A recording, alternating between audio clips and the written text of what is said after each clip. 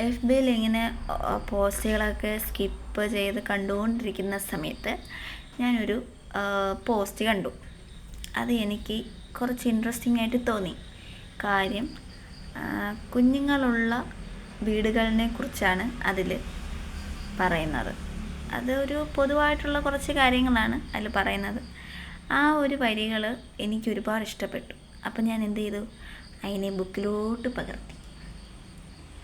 ബുക്കിലോട്ട് പകർത്തിയിട്ട് അതെന്തൊക്കെയാണെന്ന് ഇനി കാണാത്തവർക്കോ വായിക്കാത്തവർക്കോ ആയിട്ട് പറഞ്ഞു തരാനായിട്ടാണ് ഞാനിപ്പോൾ വന്നിരിക്കുന്നത്. നോക്കാം. കുട്ടികളുള്ള വീടുകൾ പുറമേ നിന്ന് തന്നെ നമുക്ക് തിരിച്ചറിയാം. എങ്ങനെ തിരിച്ചറിയാം?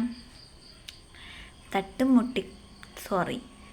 മുട്ടും കിട്ടി വശക്കേടായ ഒരു 3 വീലർ സൈക്കിൾ, 3-4 ജോഡി കുഞ്ഞു ചെരുപ്പുകൾ, മുട്ടും വിലയും പകുതിയും നഷ്ടപ്പെട്ട കുറേ ചെടികൾ, മിഠായി കവറുകൾ, കളിപ്പാട്ടത്തിൻ്റെ കഷ്ണങ്ങൾ. ഒന്ന് ചുറ്റിലും നോക്കിയാൽ തന്നെ നമുക്ക് ഇവയൊക്കെ കാണാം. ഇതെല്ലാം ജനറലി നമുക്ക് കാണാൻ പറ്റുന്ന കാര്യങ്ങൾ തന്നെ.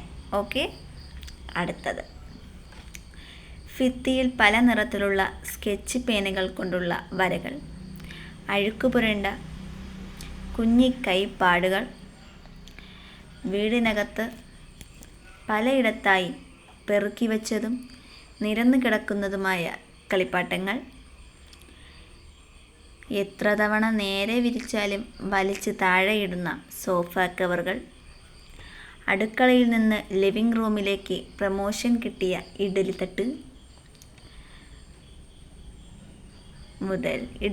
മുതൽ ഉണ്ട് കേട്ടോ. അച്ചാർ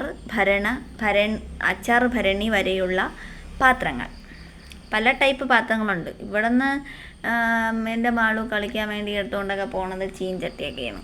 ചീൻചട്ടി, ചെറിയ ചരുവം, പിന്നെ മൺചട്ടിയൊന്നും എടുക്കില്ല, കാര്യം അത് എടുക്കാൻ ഞാൻ സമ്മതിക്കില്ല.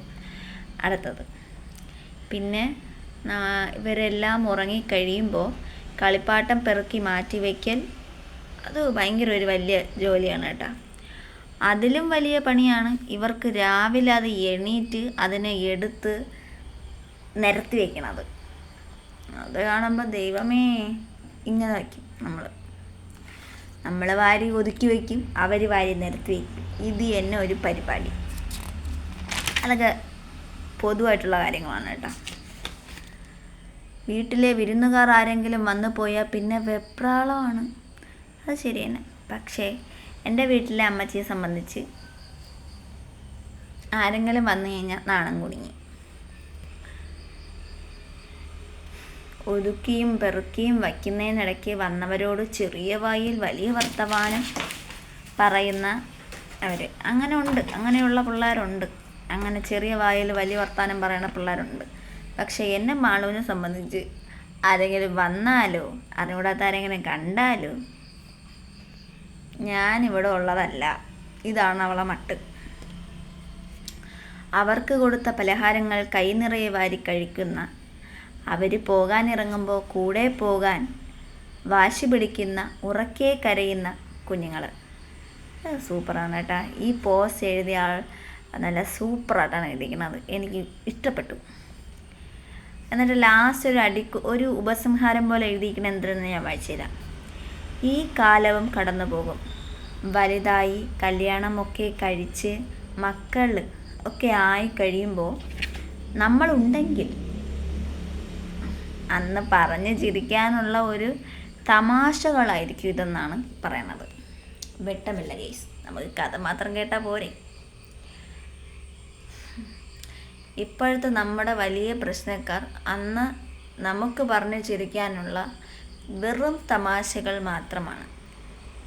അത് ശരി തന്നെ. കാര്യം നമ്മൾ പണ്ട് ഇന്നത് ചെയ്ത് അങ്ങനെ ചെയ്ത് ഭയങ്കര, ഇപ്പം എൻ്റെ മാളൂട്ടി തന്നെ എന്തെങ്കിലുമൊക്കെ എടുത്ത് ചെയ്തെടുക്കുമ്പോൾ എനിക്ക് ദേഷ്യം വരും ഇപ്പം.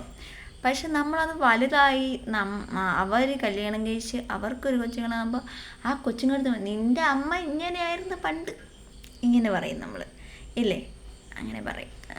ഓക്കെ, അപ്പോൾ ഇത്രയേ ഉള്ളൂ. ആ പോസ്റ്റ് അത്രേ ഉണ്ടായിരുന്നുള്ളൂ. എനിക്ക് പിന്നെ അതിൻ്റെ ഇടയിൽ കൂടെ കുറച്ച് കാര്യങ്ങൾ പറയാനുണ്ടായിരുന്നു, അതും കൂടെ ഞാനങ്ങ് പറഞ്ഞു. ഓക്കെ, അപ്പം എല്ലാവർക്കും നല്ലൊരു ദിവസം ആശംസിച്ചുകൊണ്ട് അടുത്ത ദിവസം ഞാൻ അടുത്ത കഥയും പോസ്റ്റുമായിട്ട് വരുന്നതായിരിക്കും. എല്ലാവർക്കും നന്ദി, നമസ്കാരം. Good night, sweet dreams.